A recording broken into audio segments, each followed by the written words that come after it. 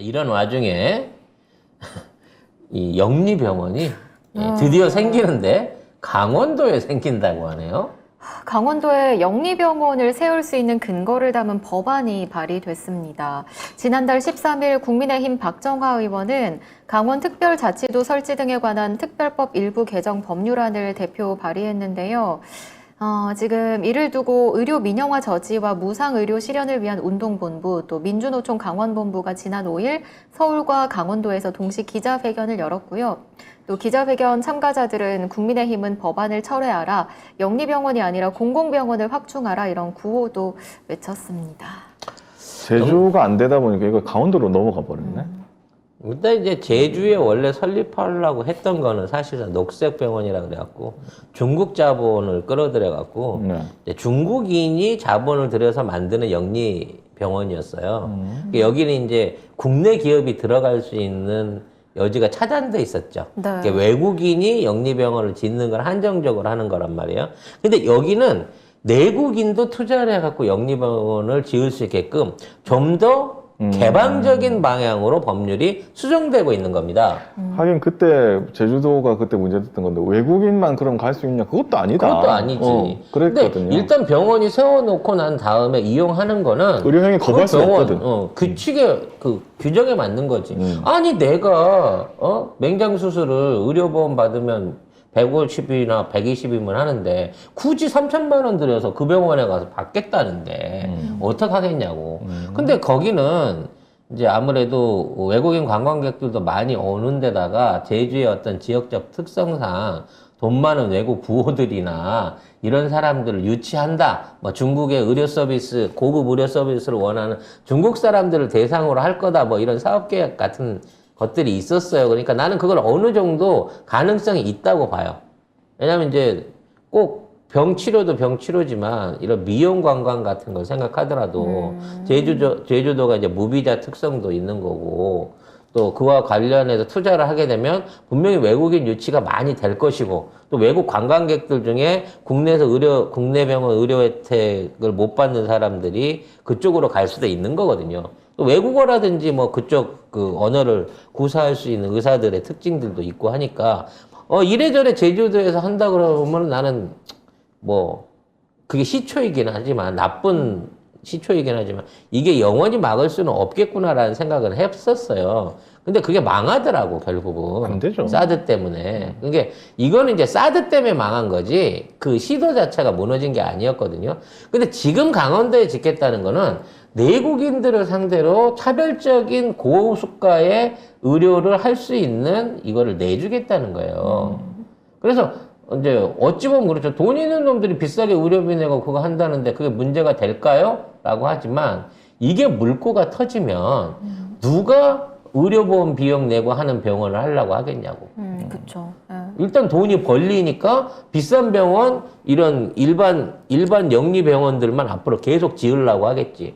그리고 우리나라 같은 경우에 뭐 그 각 분야별로 의사가 있지만 탑 클래스로 일하시는 분들이 있어요. 심장 수술이라든지 뭐 뇌수술이라든지 이런 뭐 암 수술이라든지 이거 전문적으로 하시는 분들이 있거든요. 근데 그런 분들이 1년에 몇백 건씩 수술을 해놓고 2년, 3년씩 밀려 있단 말이야. 근데 그 분들이 순서에 의해서 동일한 원가로 수술을 하던 분들이 스카우트 돼가지고 거기 들어간다고 해봐봐요. 앞으로 고가 의료로 진행되는 수술 같은 경우에는 민간 의료원에서 할 수 없게 되고요. 그런 수술들 자체를 받기 위해서는 진짜 수천만 원을 내고 영리병원에 그걸 할 수 있는 의사를 찾아다녀야 되는 시대가 올 수도 있다는 거거든. 그렇죠. 결국 서민들만 의료비의 의료 혜택을 못 받게 되고 이러한 차별이 생기게끔 이거를 용인하는 법안이 생긴다는 거죠. 근데 이게 왜 강원도냐는 거지. 그러게. 결과적으로 권성동의 힘인 거죠. 권성동이 이걸 통해 가지고 이걸 유치하고 반발을 눌러내면서 이러한 규정들을 통한 영리병원 사업을 지원해 줄 수 있다라고 하기 때문에 결국은 권성동의 권력이 있을 때 이 병원 인허가를 받아서 설립까지 끝내버린다라는 차원으로 여기 가는 거예요. 결국 권성동은 자기업적이 될 거거든. 네. 그래서 이 영리병원에 관련한 그 이야기가 있는데, 우석균 보건의료단체연합 공동대표가 미국 영리병원체 15개 연구를 분석을 했는데, 결과가 뭐냐면 영리병원 환자 사망률이 비영리병원보다 높대요. 왜냐면 이 투자자한테 배분 돈을 해줘야 되잖아. 경영진의 높은 보수 뭐 이런 거. 그걸로 인해 가지고 오히려 전문 숙련된 의료진을 덜 고용한답니다. 의료진을 그렇죠. 고용할 밑에 있는 돈이 사람들. 없는 거죠. 그러니까- 쉽게 말해서 비싼 의사 한 명에 조금 덜 떨어진 인턴들하고 경험이 적은 사람들, 외국인 노동자들을 약간 그런 식으로 한다는 거예요. 그렇게 된대요. 그래서 되게 신기해. 미국에서 그렇게 된답니다. 근데 우리나라도 그렇게 될 것 같아요. 미국 관련된 의료 드라마를 보면 인도나 이런 쪽에 있는 의사들이 취업을 해서 많이 갑니다. 미국 병원 안에. 그래서 이제 그나마 유명한 사람이나 그럴듯한 것들은 메인 의사들이 간판으로 해갖고 막 방송 중계까지 해가면서 시끌벅적하게 하지만 나머지 일반 의사들은 그런 사람을 만나볼 수도 없고요. 일반 환자들 같은 경우에 보험이라든지 이게 돼 있지 않으면 병원비를 보장할 수 있는 조건이 안 돼 있으면 아예 응급실에서 받아주지도 않거든요. 병원도 못 가요. 네. 그러니까 결국은 물론 우리나라 전국민 의료보험이 잘 돼 있기 때문에 병원 가서 치료 거부를 받는 사태는 없습니다. 일단 누가 오더라도 국가에서 해결을 해주고 설사 의료보험이 중지되어 있는 사람이라도 치료 후에 치료를 완료한 후에 그 다음에 포정산에 대한 부분, 뭐 청구에 대한 부분은 나중에 정리하게끔 법적으로 돼 있어요. 응급하는 걸 거부할 권리가 없어지는데 이러한 법들도 다 바뀌게 된다는 거예요. 그리고 이 보건의료 데이터가 이제 민간이 가져가게 되잖아요. 네. 그러면은 이 민간 건강 개인 데이터를 기업이 이제 수익 창출의 수단으로 활용할 수 있다는 거죠. 그러면 내게 그냥 공공에 있는 그 정보가 아니라 기업들이 내 정보를 가지고 뭔가를 할 수 있다는 거야. 병원에 가면 그쪽 병원에 가버리면. 그러니까 이제 저한테 막 연락이 오겠죠. 송명원 산우님 이번에 당뇨병에 좋은 새로운 신약이 나왔는데 요거 한번 추가해서 잡숴보세요. 뭐 이런 거라든지.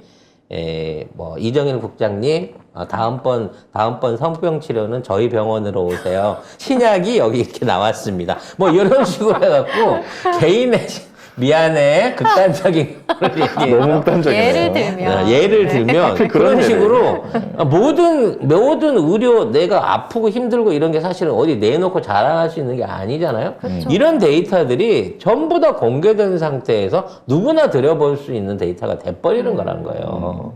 그게 어떻게 쓸지 내가 알 수가 없다는 거지. 그렇습니다. 이게 결국은 네. 국민을 위하는 길이 아니라 의료 기업 이걸 통해 가지고 돈을 벌어 먹으려고 작정한 의료 기업의 이윤을 보장해 주는 거 말고 누구를 위해서 이게 필요한 거냐는 거야. 오히려 공공의료를 늘리고 서민들이 부담해야 될 비용을 낮춰주는 문재인 케어 같은 방식이 좀 더 확산이 돼야 되는데 이건 끝나버렸고 이게 지금부터 의료에 대한 혜택이 줄어드는 시점에 벌써 영리병원을 세우겠다라고 하는 이런 뻔뻔한 조치들을 막기 위해서는 결국은 이재명 당대표가 나서서 해결해 주는 수밖에 없자는 거지. 이것도 우리 이재명 대표님이 하셔야 되죠. 요즘 이재명 네. 당대표하고 그 우리 최고위원들 보면 네. 약간 캡틴 커리어하고 같이 있는 어벤져스 보는 그런 느낌이에요. 네. 영웅들. 네. 네. 결국 영웅들은 뭐 어찌됐거나 영웅들로서의 그 책임감이 있지 않습니까? 그러니까 당연히 해결을 하실 생각을 하고 네. 이 문제도 소홀히 지나쳐 보내시면 안 된다는 거죠. 네. 자, 염치 없지만 그만큼 대한민국에 지금 기댈 수 있는 마지막 희망이 민주당과 이재명 대표밖에 없는 거고요. 그래서 저들은 어떻게 해서든지 민주당과 이재명 대표와 문재인 대통령을, 전 대통령을 나락에 빠뜨려가지고 그 명예에 또는 훼손을 해갖고 이 민주 시민들의 열망을, 그 바램을, 정상화에 대한 요구를 밀어내려고 하고 있습니다만 워낙 애들이 찌질해가지고 빌런들이 워낙 찌질해가지고 탄핵의 시점이 진짜 이제는 멀지 않은 것 같다는 생각이 듭니다. 자, 그러니까 여러분 화나셔도 이게 다 마일리지 쌓는 거다. 이제 적금 탈 때가 얼마 안 남았다. 벌써 적금이다. 자, 원래는 5년 적금인 줄 알았는데 납입을 너무 많이 집어넣어가지고 돈을 너무 많이 했어. 돈이 벌써 찼어.